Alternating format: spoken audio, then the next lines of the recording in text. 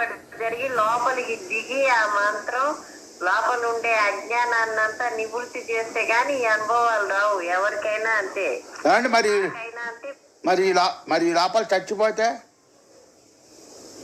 పోనీ ఇంకేం చేస్తారు ఇప్పుడు ఇన్నేళ్ళు? అప్పుడు మనకి మళ్ళా మనకి సాధన జన్మే వస్తుందా? వస్తుంది. రాకుండా ఎట్ట పోతుంది? అదేగా భగవద్గీతలో చెప్పింది. అవునవును.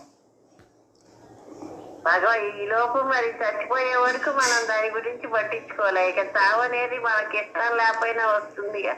వస్తుంది. ఇప్పుడు మనకి ఎవరికి నచ్చుతుంది? ముసలోళ్ళకి కావటం, చచ్చిపోవడం, లైఫ్ ఎంజాయ్ చేస్తూ ఇట్లాగే ఉండాలనిపిస్తుంది కదా. అవును.